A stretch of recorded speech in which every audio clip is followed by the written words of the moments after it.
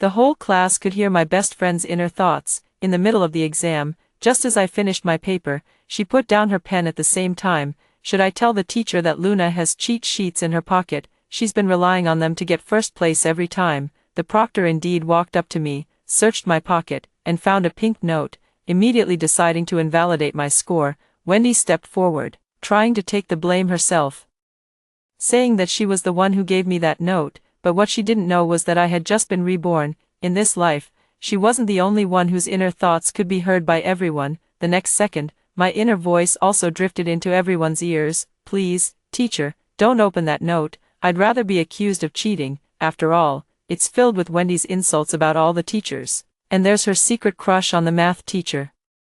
Plus the shocking gossip she shared about seeing the principal kneeling in the grove last night, calling the proctor Mom. The classroom grew restless, stirred by the turmoil in my heart. After all, the ability to hear people's thoughts was something too unbelievable to put into words, so everyone had to restrain their inner excitement. Even so, their incredibly excited gazes were still unmistakably directed toward the proctor and Wendy, who stood nearby.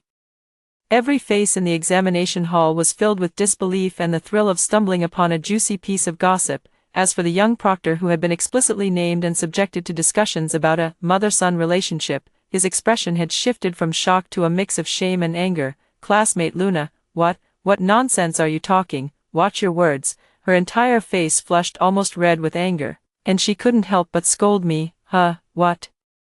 I looked up with an innocent expression, my face filled with even more confusion and bewilderment than his. Teacher, what are you talking about? I didn't say anything at all. As if realizing he had just lost his composure, the proctor immediately fell silent. After all, the ability to hear people's inner thoughts was something truly mysterious and unfathomable. If he were to speak of it, he might very well be labeled as a lunatic, and the mastermind behind all this, Wendy, clearly hadn't expected things to unfold this way either, but she quickly snapped back to reality, forcing an even more anxious and concerned expression onto her face. She even raised her voice by an octave, trying to pull everyone's attention back to the cheating itself. Teacher, it's all my fault. It has nothing to do with Luna. That note, I forced it into Luna's hand. If you're going to punish anyone, punish me. Please don't cancel Luna's score. As she spoke, she casually reached out and swiftly snatched the note from the teacher's hand, clutching it tightly as she prepared to secretly destroy it. I naturally noticed her little maneuver,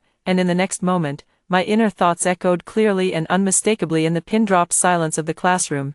If I'm not mistaken, Wendy is about to secretly tear up that note and dispose of the evidence. Maybe it's for the best. If anyone saw what's written on it, Wendy would really have a hard time fitting in with the class. After all, she not only spoke ill of the teacher but also claimed to have seen the class leader embezzle class funds to buy a new phone. She said the class beauty was always dressed to the nines and didn't know how to behave properly, suggesting she might be selling herself. She also said the sports committee member always smelled awful, as if he had just crawled out of a cesspit, making the whole class reek. Holy shit. The moment the inner voice fell, the class sports committee member was the first to explode. He slammed the table and stood up, glaring angrily at Wendy. The class bell and the class monitor also changed their expressions, their eyes practically wanting to tear Wendy apart. Wendy was startled by the sudden hostility in their gazes and instinctively tried to tear the note she had just received into pieces, but she never expected that just as she tore the note in half, the next second, the class sports committee member sitting beside her snatched the two halves right out of her hand. Give it back, Wendy screamed and lunged to grab it, but it was already too late. The sports committee member quickly unfolded the crumpled note, and after just one glance, his face turned ashen. He suddenly looked up, his anger almost erupting. Wendy, what the hell do you mean? What the hell have I ever done to you for you to talk shit about me like that on a note? A few classmates who had gathered around also saw the content and immediately erupted in an uproar. She even said Leo is as ugly as a wild boar. Damn, she said my new bangs look like a hairy eggplant. You're the fucking eggplant. Wendy, how dare you say my big boobs make me look like a cow? That's disgusting. The nasty comments about everyone in the class were exposed one by one on the note. Wendy stared at the note that looked completely unfamiliar, the color draining from her face. She shook her head desperately. No, I didn't write this. How could I possibly write these things? It must have been Luna who wrote it. The note was found in her pocket. It has nothing to do with me. Seeing that the situation had spiraled out of her control, Wendy dropped the pretense of sisterly affection and pointed the finger directly at me. The young proctor was also overwhelmed by the successive disruptions. She frowned and snapped at us. She then took the note from the class sports committee member and instinctively picked up both Wendy's and my exam papers, carefully comparing the handwriting. Suddenly, she slammed Wendy's paper onto her desk and scolded her angrily. "Classmate Wendy, before you lie, why don't you take a look at the handwriting on this note? It's almost identical to the writing on your test paper. Are you really going to keep lying with your eyes wide open? Do you think everyone is a fool?" I really didn't write these. Wendy was at a loss for words, sweating profusely from anxiety. Looking at her panicked state, I felt incredibly satisfied at that moment. Of course, that note wasn't written by her. In my past life, whenever Wendy was punished by the teacher to copy texts, she would always play the victim and get me to share her burden, to avoid the teacher noticing. I imitated her handwriting so perfectly. Even she herself probably couldn't tell the difference between the handwriting. This is a big gift I specially prepared for her during the exam period. A wave of immense panic and confusion overwhelmed her. In her desperation, she almost recklessly activated her inner voice once again, attempting one last struggle. "Luna is truly despicable. Does she think she can cover up her cheating by using a note forged in my handwriting to deceive everyone? I couldn't have been mistaken. The cheat sheet must still be on Luna. It's definitely still in her sleeve. As soon as the teacher checks her sleeve, it'll be clear. Yes, check her sleeve." Just as her malicious thoughts echoed through the classroom door was pushed open with a bang. The homeroom teacher, Ms. Lisa, who was on her routine patrol, stood sternly at the doorway, clearly drawn by the commotion in the classroom. And now, she had already heard every single word of Wendy's inner thoughts without missing a beat. Instantly, she fixed her sharp gaze on me, her face darkening as she strode over to me with large steps. "Luna, what's going on with you? Are you hiding something in your sleeve? Take off your school uniform and let me see it." Almost perfectly timed with the moment from my past life. Seeing the homeroom teacher's stern expression, I pretended to tense up, my face instantly drained of color, and my hands instinctively clutched tightly at my sleeves. "Teacher, there's nothing in my sleeves, really." Perhaps my attempt to cover up was too obvious, because Wendy immediately became excited, as if she had grabbed onto her last lifeline, almost screaming with her inner voice. "Luna is panicking. She doesn't dare. I told you the cheat sheet must be in her sleeve. She even offered to give me one earlier. But I didn't want to be complicit in her cheating. Teacher, hurry up and search her." Teacher Lisa's frown deepened, her tone leaving no room for doubt. "Luna, take off your school uniform immediately. I'm now canceling your exam results on the grounds of cheating." Hearing this, Wendy's face couldn't help but grow even more smug. Little did she know, this was exactly the moment I had been waiting for. "No, I absolutely cannot let the teacher see what's in my sleeve," my inner voice echoed again. My face almost drained of color from nervousness. That damn Wendy. She had to swap uniforms with me right before the exam. Swapping uniforms is one thing, but couldn't you at least hide this love letter to the math teacher better? No way, this love letter absolutely cannot be seen by anyone, especially not the homeroom teacher. Otherwise, everyone will know that she wants to meddle in the homeroom teacher's family. My inner voice was like pouring a ladle of cold water into a boiling pot of oil. The eyes of the entire class widened almost instantly, shifting in disbelief from Wendy, whose face had turned ashen, to the homeroom teacher, Ms. Lisa, whose expression had suddenly turned extremely grim. As everyone knows, the homeroom teacher, Ms. Lisa, and the math teacher are a loving couple. Teacher Lisa's face turned from pale to white, then from white to black in an instant, her gaze chillingly cold. Seeing that I absolutely refused to take off my school uniform, she didn't waste another word on me. She suddenly reached out, ignoring my struggles and resistance, and almost violently began to tear off my school uniform jacket. "Teacher, no, please." I futilely tried to protect my sleeve, my voice trembling with tears. Meanwhile, Wendy, completely unaware, watched from the side, a twisted smile of impending victory already spreading across her face. The school uniform was quickly stripped off by the homeroom teacher, who almost tremblingly pulled a pink envelope from my sleeve, in front of everyone.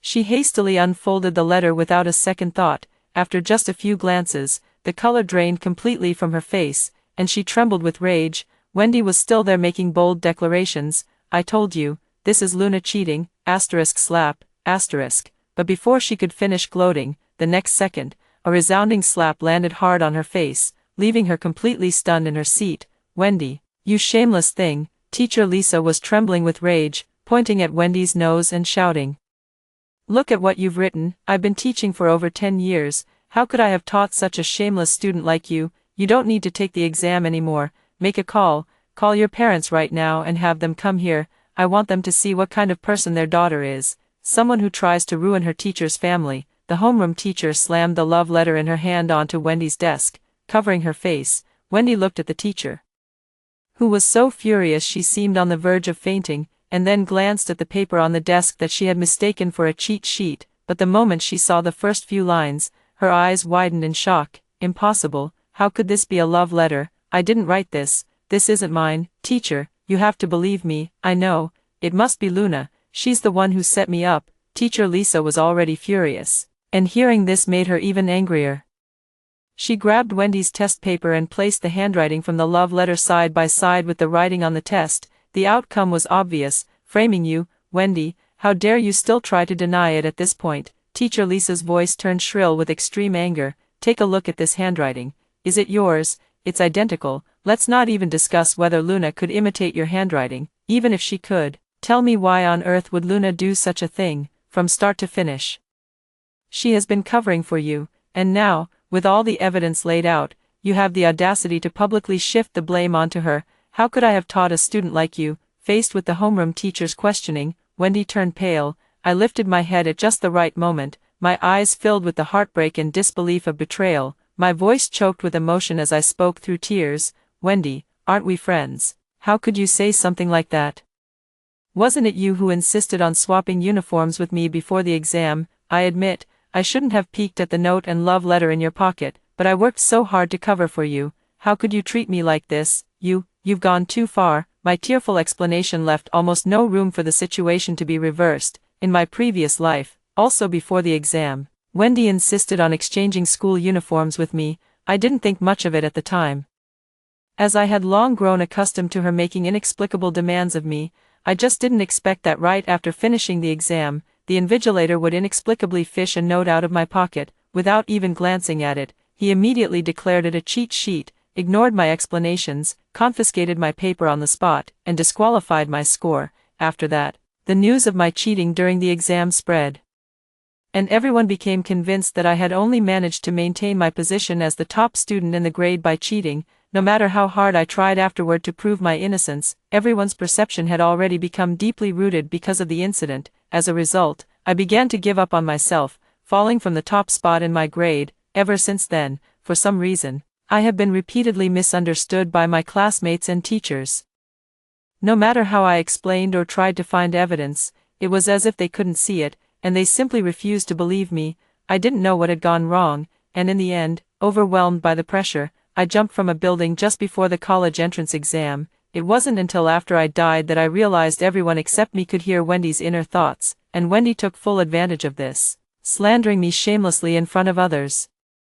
Since the ability to hear someone's thoughts seemed so mystical, and given the relationship between Wendy and me, almost everyone believed Wendy's inner voice couldn't possibly be fake, and so, because of those fabricated thoughts of hers, I was trampled into the mud, ultimately losing my bright future and my life. Fortunately, heaven has eyes. Not only did I get a second chance at life, but I was even given the same ability as Wendy in this lifetime. The only difference is, I can hear Wendy's inner thoughts, but she can't hear mine at all. So in this life, it's time for Wendy to taste the grievances and pain I endured in my previous life. Oh my God, that's so disgusting. Exactly, she'd even go for a bald old man like the math teacher. She's really not picky when she's desperate. I always said Luna's grades were too good to be cheating. She acts all friendly with Luna normally, and then stabs her in the back like this. The students whispered among themselves, their accusing and scornful glances shooting toward Wendy like sharp arrows. Wendy, who had no idea how things had come to this, now looked as pale as a sheet, yet even someone as slow-witted as her could tell that this matter was undoubtedly connected to me. She practically tore off all pretense, shooting me a vicious glare that seemed to wish she could tear me to pieces. But in the end, under the scornful gazes of the crowd and the sharp reprimands of the homeroom teacher, she was dragged out of the classroom, utterly broken. The next day, Wendy indeed couldn't make it to school. It was said that her parents were called to the school, and after seeing that love letter, they flew into a rage almost instantly, giving her a severe beating right in the office. It was likely she didn't get off easy after returning home either, And the shocking gossip about her secret crush on the math teacher and her attempt to break up his family spread like wildfire. Reaching every corner of the campus, Wendy had completely become the laughingstock in everyone's eyes, as well as the epitome of desperation. But this is still not enough. After being suspended for 3 days, Wendy returned to school on Monday. Enduring the mocking gazes and jeers from everyone, she kept her head down and silently made her way back to the classroom. After just 3 days, she had become noticeably gloomier. Occasionally, when she glanced at me, the venom in her eyes was almost palpable, but she quickly masked it, leaving only a feigned, pitiful timidity. I turned a blind eye to it and focused on solving my problems. Having lived a second life, I understood better than anyone that dealing with her was just a side task. I would never let anyone ruin my future prospects again. I had thought Wendy would finally behave herself after what happened last time, since no one had any trust left in her so-called inner thoughts. Even if she tried to stir up trouble again, it would be hard for her to spark any real conflict. However, I underestimated the extent to which she could stir up trouble. That afternoon after school, just as I had packed my bag and was about to head to the library, a figure blocked my path at my desk. The person was tall and slender, wearing a clean white shirt with handsome features. I recognized him at once. It was George, the school heartthrob, acknowledged by all the girls, and also the son of our Chinese language teacher. At this moment, he was holding a beautifully wrapped bouquet of pink baby's breath, his face showing just the right amount of nervousness and anticipation, his gaze burning as he looked at me. "Classmate Luna," he spoke, his voice clear and bright. The classmates who hadn't left yet instantly stopped what they were doing, turning their heads in unison, their eyes sparkling with the light of gossip. "George, is something wrong?" I stopped what I was doing, slightly furrowing my brows as I looked at him politely yet distantly. After all, in my memory, I had almost no interaction with this school heartthrob. My aloofness clearly took George by surprise, but he still took a deep breath and handed the flowers to me, speaking earnestly. "Luna, I like you. Will you be my girlfriend?" Faced with this sudden confession, I froze. It wasn't a pleasant surprise, but pure confusion. "George, are you mistaken? We don't seem to know each other." I thought my rejection was quite tactful, but George's smile froze on his face, as if he hadn't expected this outcome. His brows furrowed slightly. I'm done. What's Luna pretending to be all innocent and pure for?" Just as I was about to leave this incredibly awkward situation, Wendy, who had been silently shrinking in her seat, suddenly voiced her thoughts aloud in the classroom. She clearly added both the school bully Frank and the school heartthrob George on WeChat, playing both sides like a pro. She even bragged to me before, saying she made George confess his feelings to her in front of the whole class, and now she's acting like she doesn't know him. What a hypocrite. I saw her at the school gate earlier, tangled up with several shady men from outside. Only someone as naive as George would think she looks innocent. Who knows how disgusting she really is in private? This string of vicious speculations and slander completely shattered the awkward atmosphere, wiping away the rosy, dreamy mood in an instant. George's face darkened immediately. When he looked at me again, the nervousness and anticipation in his eyes had vanished without a trace, replaced by the anger of betrayal and deep disgust. His hand holding the flowers slowly lowered, and his tone turned icy cold. "Luna, what do you mean by this? Are you messing with me?" I could clearly sense the change in his attitude and also heard Wendy's inner thoughts. Sure enough, it was her doing again. I sneered inwardly and, within a few breaths, quickly devised a countermeasure. I pretended to be a bit annoyed and helpless, opening my mouth several times as if to speak, but in the end, I let out an impatient sigh. "I'm so done with Wendy. Is she haunting me or something?" My impatient thoughts echoed almost immediately after Wendy's. Back in middle school, she would secretly use my photos as her profile picture, using my name and picture to add people and flirt with them on the school forum and QQ. I told her to tone it down, but she just wouldn't listen, and then she had the nerve to say that because she hates the homeroom teacher, she's going to win over both her husband and her son. What kind of nonsense is that? Fine, go ahead and do it if you want.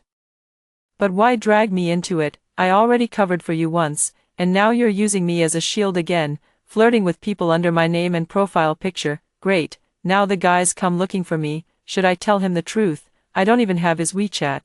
How am I supposed to mess with him? This George seems pretty smart, but when it really counts, his brain just stops working. With something like this, all he has to do is make a video call right now, and he'd immediately know who's on the other end, wouldn't he? I spat out a long string of words, and the expression on my face couldn't have been more sour. "George, can you be reasonable? I don't even have your WeChat. How could I possibly be messing with you?" I crossed my arms and glared at him without a hint of warmth. George's expression clearly darkened. He looked at me, then in Wendy's direction, clearly trying to discern which of our inner voices was genuine.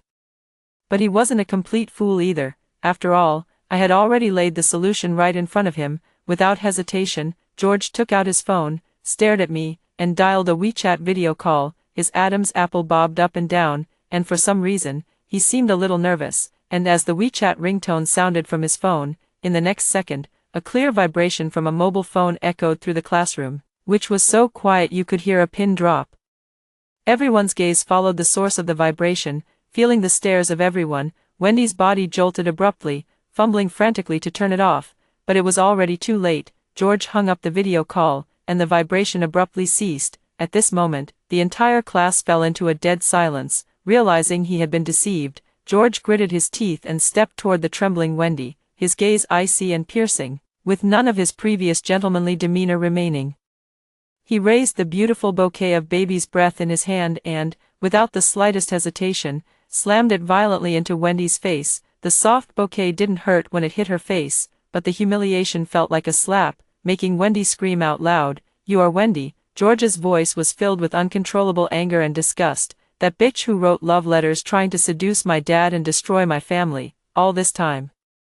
You've been using Luna's name and profile picture to add me on WeChat, having a great time flirting with me. Are you having fun messing with our family?" Petal and wrapping paper scattered all over the floor. Half of Wendy's face was flushed red. For some reason, things had once again slipped out of her control, and she was so flustered that she kept shaking her head desperately. "No, it's not like that, George, let me explain. This has nothing to do with me, I just happened to, yes. It just happened that my phone rang." Her defense was feeble and utterly laughable in the face of ironclad evidence. George let out a mocking laugh and was about to say something more when the back door of the classroom was suddenly kicked open with a loud bang. A boy in a black t-shirt, his eyes carrying a hint of menace, barged in. He clearly hadn't noticed the strange atmosphere in the classroom, or simply didn't care. With a clear target in mind, he strode straight toward me, boldly grabbed my wrist, and said in a booming voice, "Luna, I like you, be my girlfriend, I'm here, just like you said on WeChat, I confessed to you in front of the whole class." Was it loud and bold enough? "All right, I've finished my confession. From now on, you're my girlfriend, Frank's girlfriend." The person who had suddenly burst in was none other than the school bully, Frank. This sudden turn of events left all the students dumbfounded. "No, what day is it today? Are you guys ever going to stop?" I pretended to be on the verge of tears, trying to shake off the other person's hand, but I realized I was no match for Frank's strength. Just as I was at a loss, George, who had just finished humiliating Wendy, rushed over in a flash, pushed Frank away, and shielded me behind him. "Frank, you want Luna to be your girlfriend. Why don't you look in the mirror and see if you're even worthy?" Frank didn't expect George to butt in, his brows furrowing in displeasure. "George, are you fucking looking for a fight? What the hell does my confession have to do with you?" George was already furious and didn't back down, firing back. "Who does she, Luna, think she is? If she would agree to be with a thug like you, I'll write my name George backwards. Do you think just because you confessed to her in front of so many people, she has to say yes? If that's the case, I wouldn't mind confessing to her in front of a crowd like this every single day." "Say that one more time, you bastard." Frank's temper flared as well. With his already short fuse, he stepped forward, ready to grab George by the collar. As the conflict was about to escalate, I rubbed my sore wrist where Frank had grabbed me, watching the chaotic and absurd scene unfold. An overwhelming sense of frustration and grievance surged within me. My inner voice echoed once again, filled with despair and helplessness. "I've had enough. I've had enough. What exactly has Wendy done?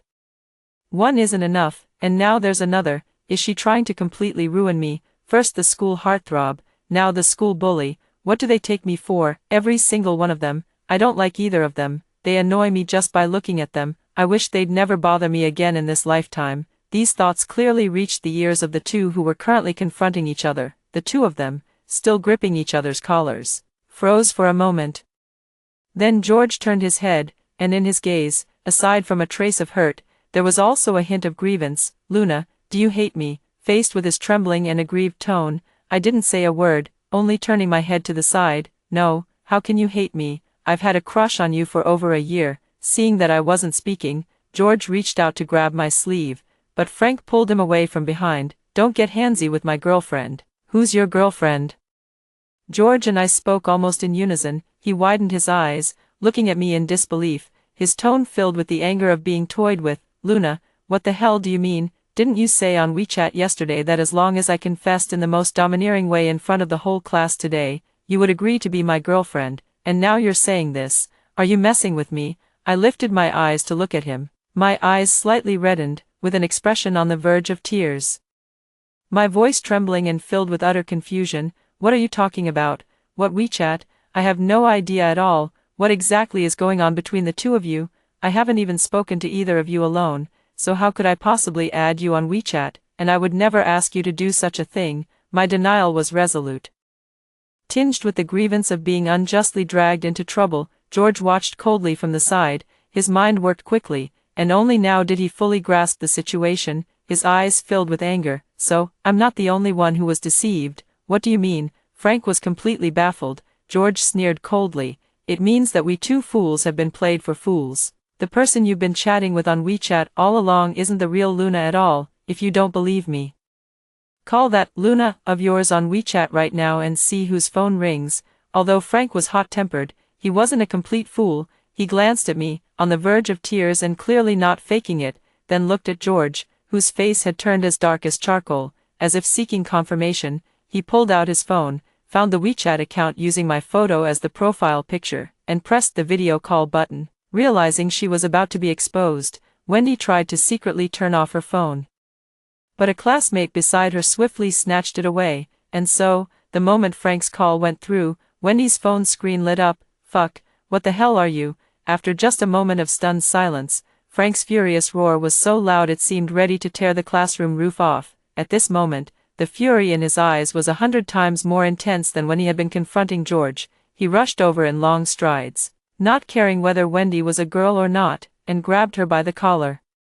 His eyes looking as if they could tear her apart. "No, it's not like that.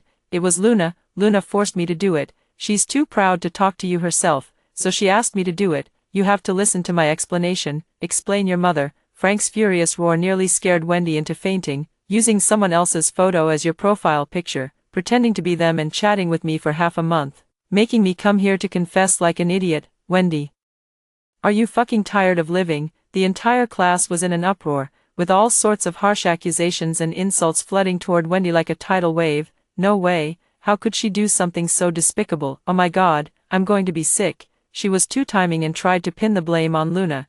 "That's just disgusting. Stop it. I feel so bad for Luna. She almost got ruined again." Wendy was thrown to the ground like trash by Frank, who was consumed by rage. I stood in the center of the crowd, watching Wendy being condemned by everyone and looking utterly disgraced. On my face, I appropriately displayed expressions of shock, hurt, and disbelief. I walked toward her, my voice filled with anguish and a barely perceptible chill. "Wendy, why would you do this? I considered you my best friend, and even after you set me up last time, I didn't truly blame you. If I did something wrong, you could have told me instead of hurting me over and over like this."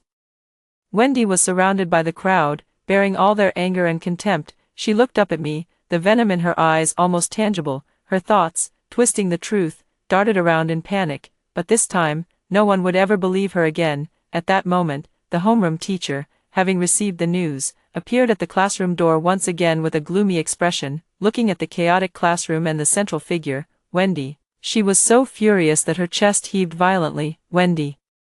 Teacher Lisa's voice was filled with extreme disappointment and anger. "It's you again. When will this ever end? First you set your sights on my husband, and now you're after my son. How shameless can you be? Last time, out of consideration that you're a girl, I only gave you a 3-day suspension. I gave you a chance, and now you still dare to cause trouble. In that case, there's no need for me to spare your dignity any longer. Pack your things and come with me to the dean's office right now. I absolutely won't allow someone like you to stay in this class and harm the other students any longer." The homeroom teacher's words clearly indicated that she was no longer willing to give Wendy any chance. Wendy collapsed completely to the ground, her face ashen. This time, she couldn't even muster the words to defend herself. Like a dead dog, she was dragged out of the classroom by the furious homeroom teacher. Because the matter involved her own son, the homeroom teacher's attitude was extremely firm. Wendy can no longer stay in the class. Not only that, she demanded that Wendy must take a leave of absence until the end of the semester, then repeat a grade, otherwise, she and her husband would resign together, and as the victim, I hold the same stance as the homeroom teacher. If I have to continue being in the same class and grade as Wendy, I might as well transfer to another school. I know the school will definitely agree. After all, the school wouldn't offend two senior teachers at once for the sake of an ordinary student who made a mistake. There is also someone like me, a top student with the potential to rank in the top 50 of the province. Therefore, no matter how much Wendy and her parents disagreed with the school's disciplinary decision, in the end, to ensure that Wendy could keep her student status, they had no choice but to grit their teeth and accept it. My life finally returned to peace. I was finally able to focus all my energy and devote myself wholeheartedly to my studies. Another evening, I was walking home alone as usual. Unusually, I didn't choose to take the main road. As if sensing something, I deliberately quickened my pace and turned into a relatively quiet dead-end alley. Not long after I entered the alley, a figure soon appeared at the entrance. Looking around as if searching for something, looking for me, Wendy, I spoke up abruptly.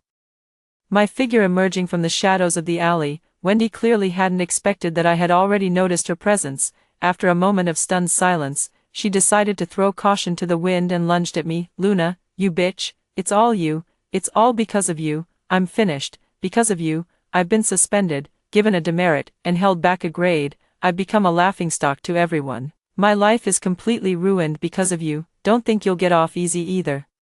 If I'm going down, you're coming with me." Like a madwoman, she lunged at me, pinned me to the ground, and clamped her hands tightly around my neck, but little did she know, I was already prepared. I grabbed the brick I had placed nearby earlier and struck her head with it.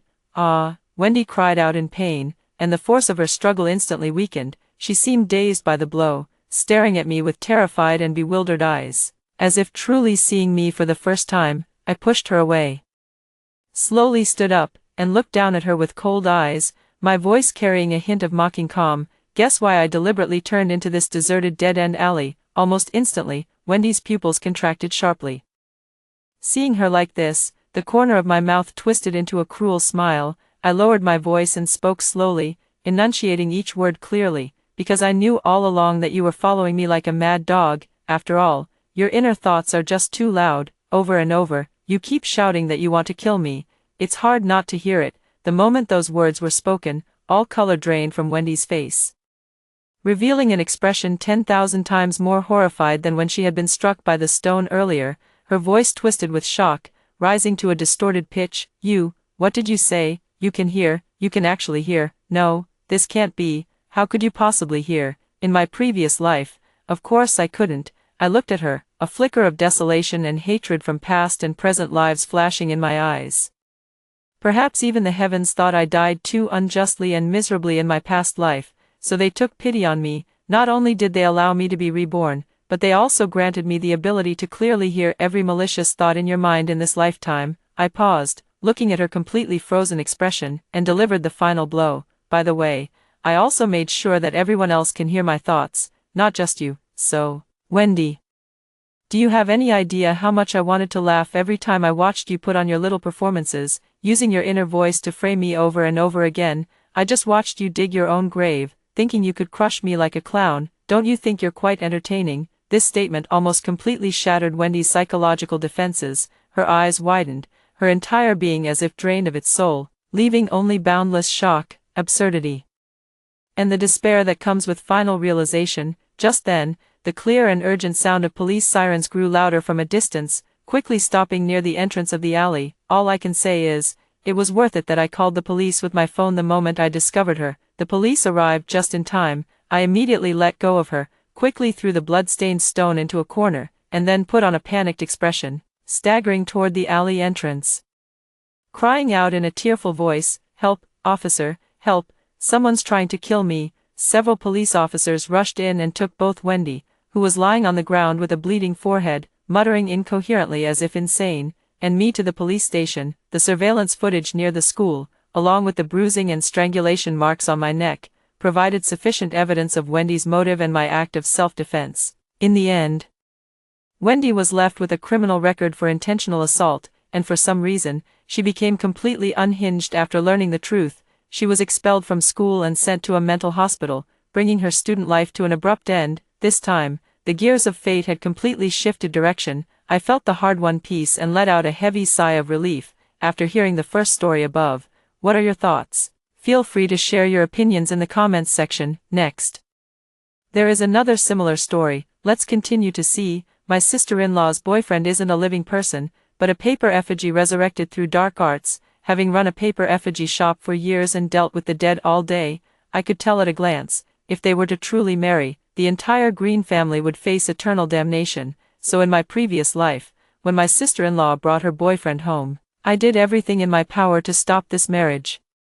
My husband and his family believed me and ordered my sister-in-law to break up with him. However, her boyfriend retaliated with sorcery, falsely accusing me of being the jinx of the entire village. In the end, the villagers stripped me naked, drowned me in the lake, and I was devoured by venomous insects and large fish. Then, the villagers went mad, rushing to my family's old house and setting it ablaze. My husband's family stood by indifferently, watching as my parents were burned alive. Finally, the remains of my family were casually discarded by my husband on the back hill. Rachel, it's all your fault. You single-handedly ruined my sister's marriage. Your family of 3 should be sacrificed for her happiness. When I opened my eyes again, I had returned to the day my sister-in-law brought her boyfriend home. Watching my beaming sister-in-law, I sneered, in this life, without my interference, I want to see who will be sacrificed for her happiness, sis. What do you think of Simon? Isn't he handsome? My sister-in-law Nora's shy voice rang in my ears. I snapped my eyes open. The excruciating pain of my tragic death in my previous life seemed to still be gnawing at my bones. I stared intently at Simon. He was also staring eerily at me, the corner of his mouth lifting in a stiff curve, not a smile, but more like a tear forcibly ripped into a painted skin. Rachel, I'm talking to you, why are you spacing out? My husband Grant's impatient voice exploded. In my previous life, it was at this very moment, I used the ancestral art of observing aura and saw that Simon wasn't human, so I spoke up to stop them. As a result, Grant slapped me to the ground, calling me jealous and unlucky. In this life, my hands on my knees dug so hard into my flesh they nearly drew blood. I lifted my head, forcing the overwhelming hatred in my eyes back into the depths of my heart.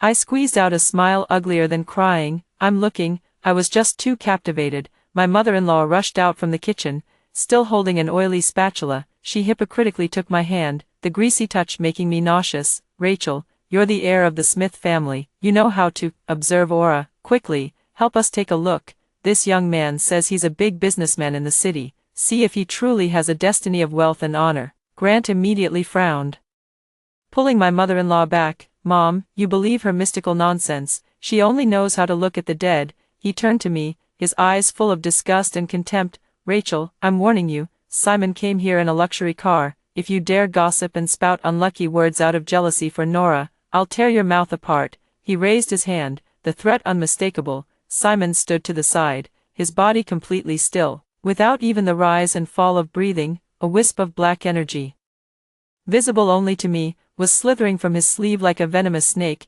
coiling around the necks of Grant and my mother-in-law. This was energy entering their bodies. Even if it didn't kill them, it would strip them of a layer of skin. I sneered inwardly. It's hard to persuade those destined to die with good advice. I stood up, pretending to be fearful and respectful. Grant, you're right, my vision is poor. I took a deep breath, exaggerating my tone in admiration.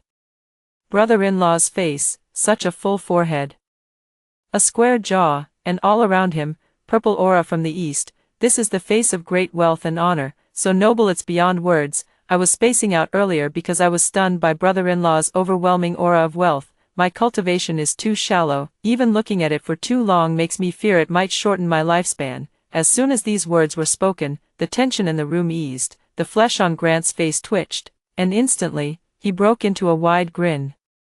You know what's good for you, you've got some sense after all. He let go of my hand and turned to fawn over Simon. Brother-in-law, come, have a cigarette, this is the good stuff. My mother-in-law was so overjoyed she couldn't stop grinning, tossing aside her spatula to grab Simon's hand. Oh, I knew it, I always said our Nora is blessed with good fortune. Of course, just look at who she managed to snag as a boyfriend, Nora said smugly. linking her arm through Simon's stiff one and shooting me a look. Sis, when I marry into the city and live a life of luxury, don't you go getting jealous. I lowered my gaze, hiding the cold glint in my eyes. How could I be jealous? I'm nothing but happy for you. I looked at Simon's dead fish eyes. He seemed pleased with my compliance, the corners of his mouth stretching even wider. A wisp of black energy instantly split off and drifted into my mother-in-law's nostrils. She shuddered.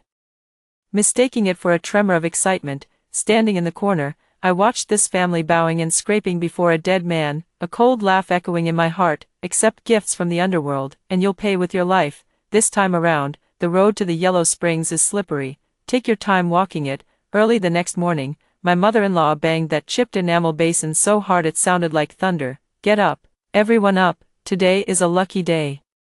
Nora is going to town to get her marriage certificate. Grant, hurry up and wash the car to take your sister. I came out from the inner room and saw Grant excitedly holding a rag, polishing the luxury car Simon had driven over, but in my eyes, the car was dull black, its wheels floating lightly without even touching the ground. Rachel, what are you standing around for? Grant turned and yelled at me. You're her sister-in-law. You have to go today to show support.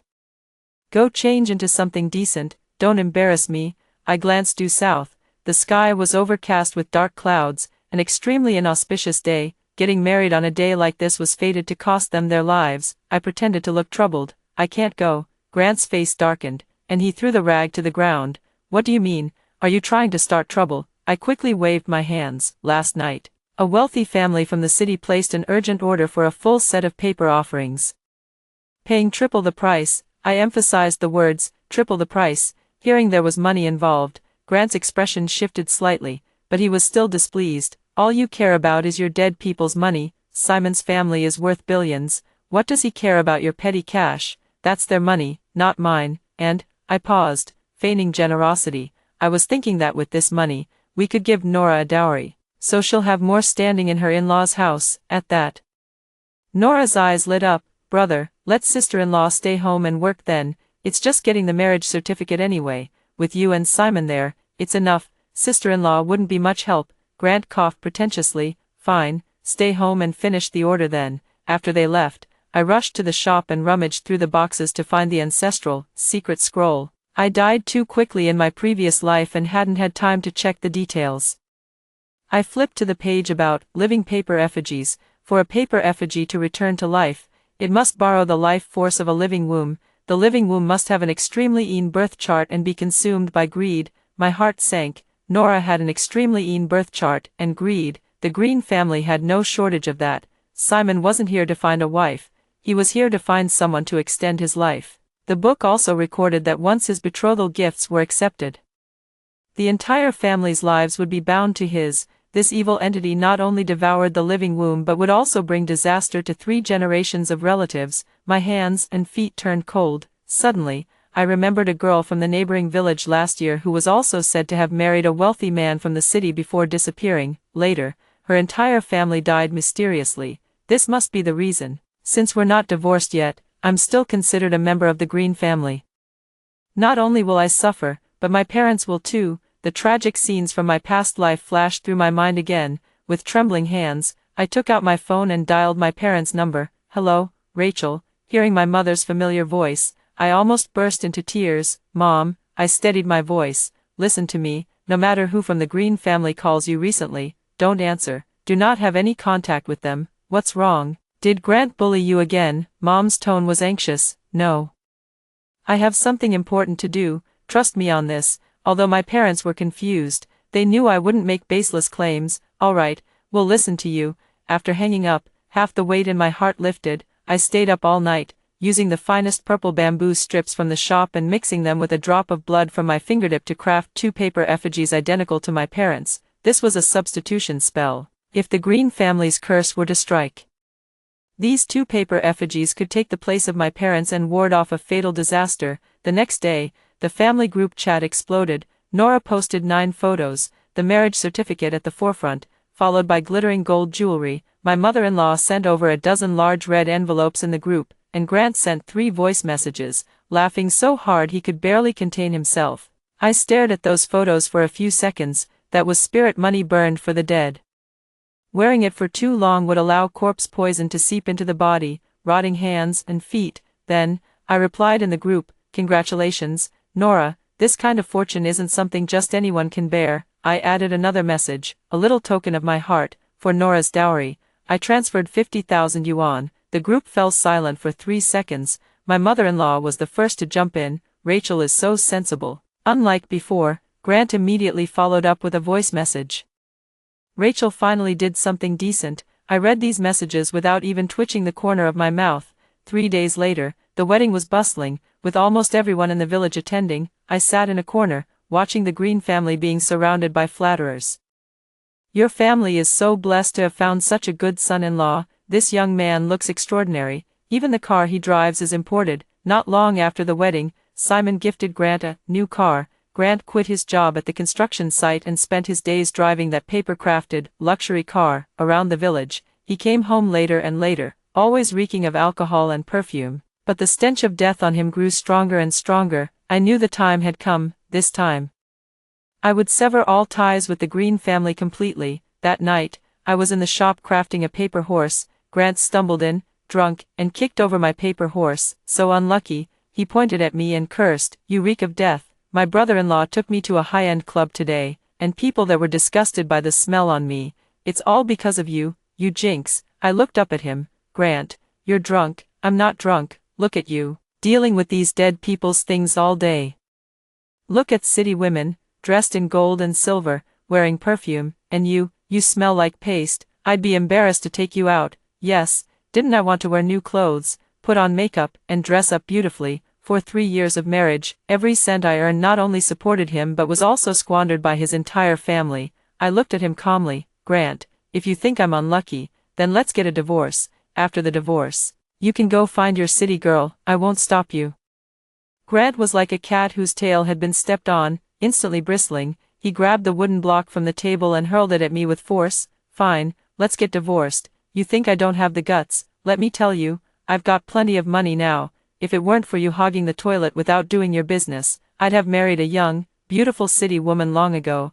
I didn't dodge. I let the blood trickle down my face. I bent over, picked up an unfinished wreath frame from the floor. It was made of willow wood, even harder. I swung my arm with all my might and smashed it hard against his head. Bang! That blow, I used all my strength. Grant staggered backward, a trail of blood instantly streaming down his forehead. He was stunned. He never expected me, who had always endured everything, to fight back. You dare hit me." He covered his head, unable to believe it. I sneered coldly. "Grant, didn't you want to become a city person? Didn't you say I bring bad luck? Let's get divorced. I'm done with this life. Whoever wants to serve you can go ahead." Grant backed down. He took a step back, blustering with false bravado. "Madwoman, you're a madwoman. We'll get divorced tomorrow. Whoever backs out is a coward." I wiped the blood off my face with my hand. "Fine, tomorrow at 8 a.m., see you at the Civil Affairs Bureau." When we got the receipt, Grant pushed me away as if I were trash. 30-day cooling-off period. "Rachel, you'd better get the hell away from me and stay out of my sight." Coincidentally, I was also afraid of getting entangled with the Green family again during this month, so I moved back to my parents' house overnight. As soon as I entered, my mother grabbed my hand and burst into tears. "Rachel, are you really getting divorced? What will you do alone from now on?" My father sighed beside her, puffing on his pipe. I smiled and hugged them. "It's for the best. Mom, Dad, listen to me. The sooner we get this divorce, the longer we'll live." I took out the 2 paper effigies and placed them under my parents' bed. "Dad, Mom, tomorrow you should go to Aunt's house. I've already bought the tickets." "So urgent." "It has to be urgent," I said seriously. "If anyone asks, just say I've offended someone and went away to lay low. Remember, no matter who calls you, don't trust anyone except me." In the days that followed, Grant's social media feed became my daily source of amusement. One moment he was driving a sports car to a bar, the next he was taking photos with luxury watches, and then he was hugging young girls while dining at Western restaurants. Every post was accompanied by boastful captions. On the 3rd night, he called me, "Rachel, regretting it now, aren't you?" His voice was full of smugness. "Let me tell you, young girls are throwing themselves at me in droves. I'm about to become a city person." I leaned back in my chair and replied calmly, "The negative energy around you is getting heavier. Be careful, the underworld officers mistake you for a ghost and take you away. You're you're insane." He hung up and never contacted me again. On the day we were to finalize the divorce, I arrived at the Civil Affairs Bureau half an hour early. As soon as I sat down in the waiting area, I heard a shrill laugh from the entrance. My mother-in-law walked in arm with Grant, wearing a gold locket the size of a fist around her neck and several gold bracelets on her wrists. When she saw me, her eyes immediately filled with contempt. "Well, if it isn't Rachel." She walked up to me, raised her hand, and pointed at my nose. "Kneel down right now, kowtow 3 times to my son, admit your mistake, and swear to serve us like a slave for the rest of your life. Then I'll tell Grant not to divorce you. After all, you've served us for 3 years, even if there's no merit, there's effort." Grant took out his car keys and deliberately pressed a button. Beep, beep. The sports car outside honked twice. "See that?" He raised an eyebrow at me. "This is something you'll never even get to touch in your lifetime." I ignored them, my gaze fixed on that sports car. The paint on the car body began to peel and flake, revealing the faint outline of the bamboo frame beneath. My heart tightened. Simon's power was waning. Something bad was about to happen. I had to get this divorce finalized before disaster struck. Save that talk for the ghosts. Hurry inside. Don't miss the auspicious hour. I strode into the hall first. The staff looked at us with strange expressions. One was a radiant ex-wife, the other a haggard ex-husband and mother-in-law. The whole scene felt utterly bizarre. We sat down at the counter. The staff member held the official seal, giving one final confirmation. "Are you sure you want a divorce?" "Divorce, now." Grant slammed the table and roared. Just then, Grant's phone rang.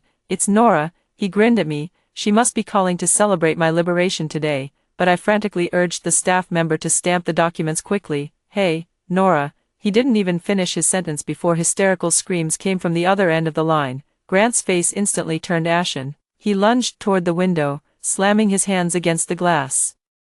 "Don't stamp it. I don't agree to the divorce." What came through the phone wasn't celebration, but Nora's piercing, distorted shrieks of terror. "Brother, help." His face fell off. "Simon isn't human. He's going to eat me. He says I'm some kind of young fetus, that he's going to drain me dry."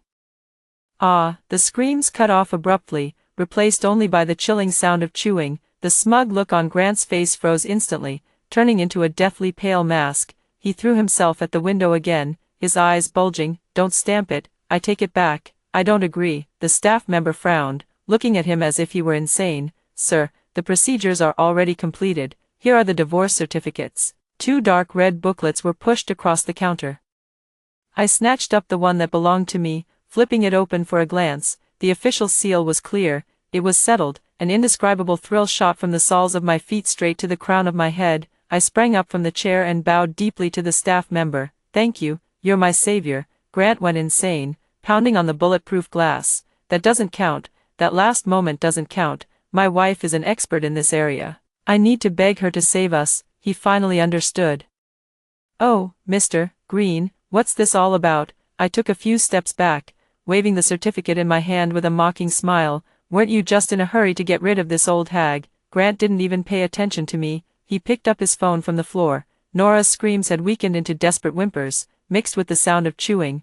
Crunch, crunch. It was the sound of bones being crushed. "Nora, Nora, where are you?" He turned around, his legs giving way. Nearly collapsing to his knees before me, the arrogant man who had been showing off his paper sports car was gone. In his place was a groveling dog. He clung desperately to my leg, tears and snot smearing across his face. "Rachel, wife, did you hear that? Something's happened to Nora. You saw it coming, didn't you? You understand all this yin-yang stuff. You can save her, please. Save Nora, save our family. I was a bastard before. I was blind. As long as you save Nora, I'll be your slave for life. Let's call off the divorce. Let's remarry." His grip on my pants was frighteningly strong. My mother-in-law finally caught on too, scrambling over to grab my other leg. "Rachel, Mom was wrong. I'll kowtow to you. You're a living bodhisattva. You can't let someone die. She's your own sister-in-law." The people around were pointing and whispering, not knowing what had happened. I lowered my head and looked at these 2 people who had been so arrogant just moments before but were now groveling like dogs. There was no sense of satisfaction in my heart, only endless disgust. "Be my ox or horse," I sneered coldly. "Grant, the way you are now, you're not even qualified to be a paper horse." I lifted my leg and kicked Grant hard in the chest. "Get lost." Grant was knocked to the ground, clutching his chest and coughing. I looked down at him from above. My gaze as cold as a blade. If you accept gifts from the underworld, you must acknowledge your ties to the underworld. You coveted wealth and status, lifted that paper effigy to the heavens, took his life buying money, and now you want to back out. It's too late. This wedding wine was brewed by your green family themselves. Drink it slowly, and don't spill a drop. After saying this, I turned and walked away. Rachel, you're so heartless. Grant screamed hysterically behind me. If I die, I'll haunt you as a ghost. I didn't stop walking, waving the divorce certificate over my shoulder without looking back. That's perfect. When you become a ghost, remember to come to my shop. I'll give you a 20% discount. Grant didn't dare to pester me any further and dragged his mother, who had long been scared out of her wits, back home. As soon as they reached the doorstep, a strong, putrid stench assaulted their senses. It wasn't the smell of a dead rat but the foul odor of stagnant mud mixed with moldy paper. Grant's hands trembled so much he could barely hold the key. After finally managing to unlock the door and pushing it open, his mother let out a sharp cry, rolled her eyes, and fainted. The once resplendent living room was now draped with pale funeral paper money. All the high-end appliances in the house had turned into paper funeral offerings. The double-door refrigerator was oozing black liquid. Grant rushed over and pulled the refrigerator door open. Inside, there were no delicacies from land and sea, only dead rats and rotten vegetable leaves, crawling with white maggots. The 85-inch large TV he had proudly flaunted on social media the day before was nothing more than a cardboard box with a black frame painted on it. A cold, eerie wind blew through, rustling the paper money all over the room as if countless people were whispering, "Nora, Nora."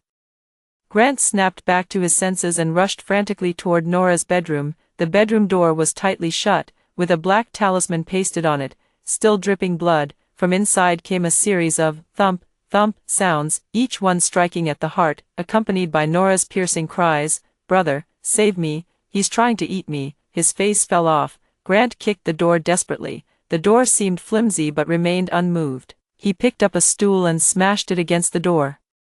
But the stool shattered without leaving even a scratch. Despair washed over him like a tide. I wasn't idle either. I immediately took a taxi to the train station, intending to find my parents. Although they had already gone south, I couldn't shake the unease in my heart, but what was meant to come would come. Grant's calls came in frantically. His voice oscillated between crying and shouting, "Rachel, come back quickly. Nora is trapped in her room and can't get out."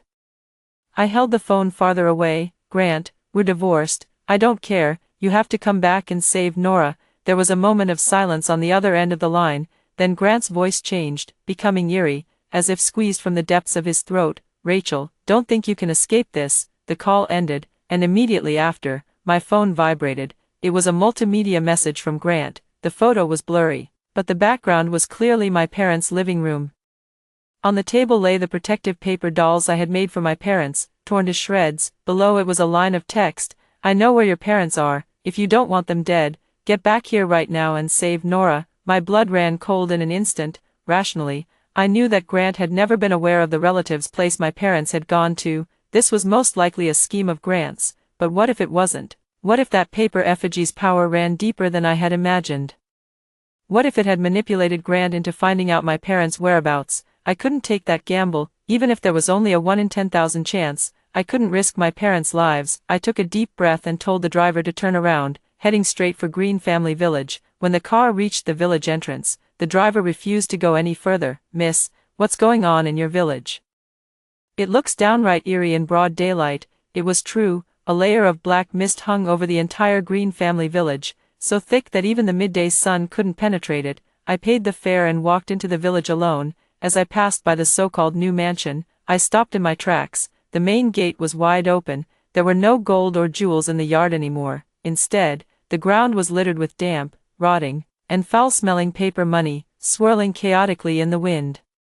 The luxury car, parked at the entrance, was now nothing more than a pile of tattered bamboo frames, with a few scraps of half-dissolved newspaper still stuck to it. Flies buzzed around, and the stench of dead rats filled the air. From inside the house came the sound of banging and Nora's hoarse cries, "Mom, brother, let me out. I don't want to marry a dead man. Help, so much blood. He's eating me." The voice sent chills down my spine, gripping the scissors hidden in my sleeve.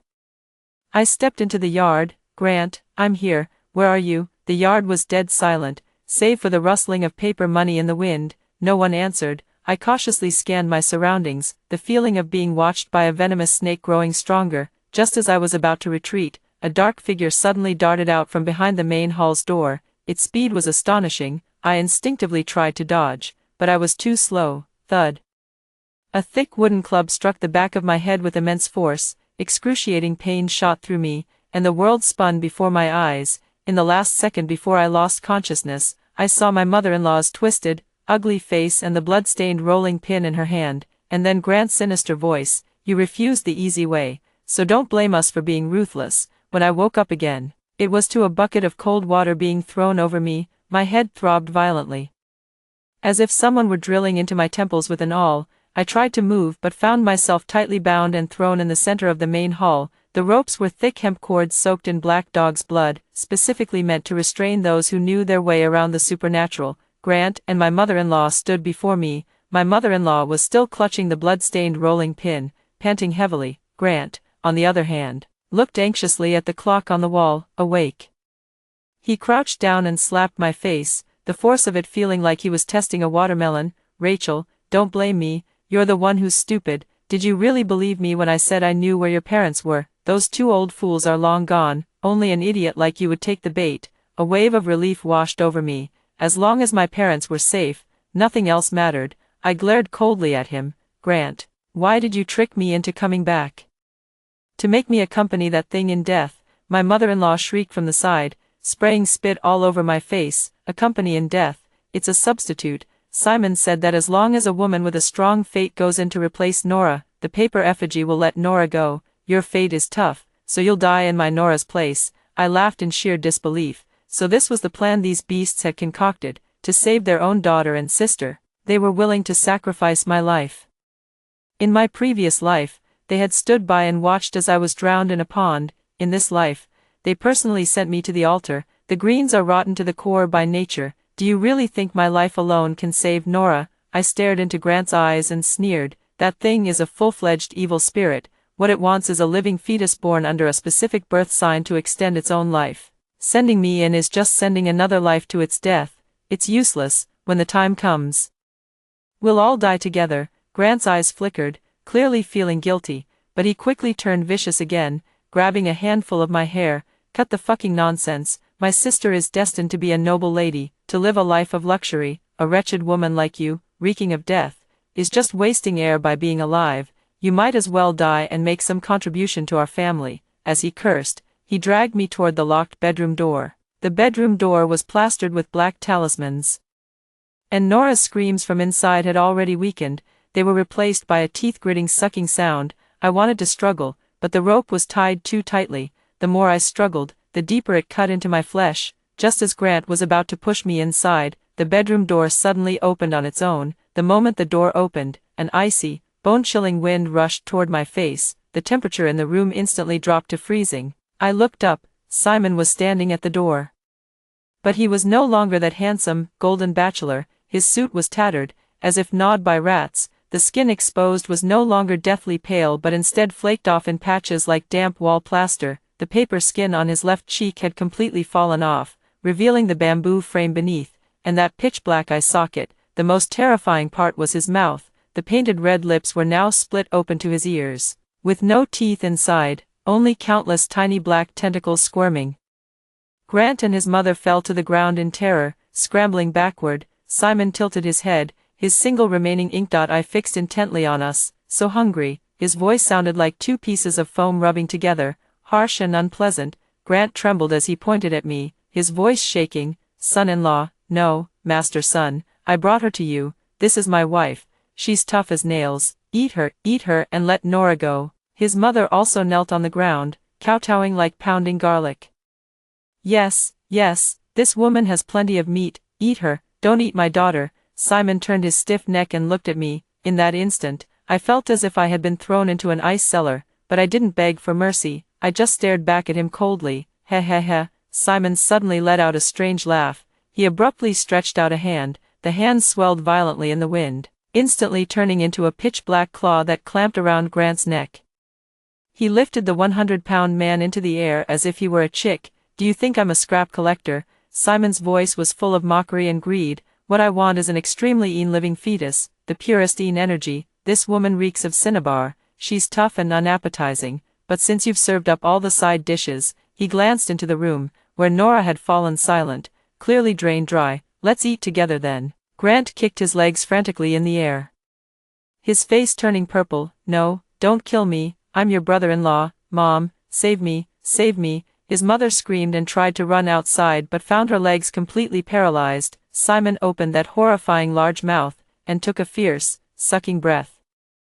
I saw it with my own eyes. Strands of white mist were forcibly drawn out from Grant's 7 orifices. That was a person's 3 souls, 7 spirits, and vital energy. Grant's body withered at a visible rate, his originally robust frame turned into a desiccated, skin and bones corpse in the blink of an eye. Simon released his grip, thud, Grant's corpse hit the ground and shattered into several pieces. Just like those shoddy paper effigies, Granny was so terrified that her eyes rolled back, and she fainted dead on the spot. But Simon had no intention of letting her go. A swirl of black energy swept her up, dragging her over as well. The same fate. In less than a minute, the once arrogant mother and son had become 2 piles of mangled flesh on the ground. Simon let out a satisfied burp, as though he were quite pleased. Then, he slowly turned around, his single eye locking onto me once again as I lay on the ground. Though the flavor is a bit lacking, even a mosquito's leg is still meat. He advanced toward me step by step.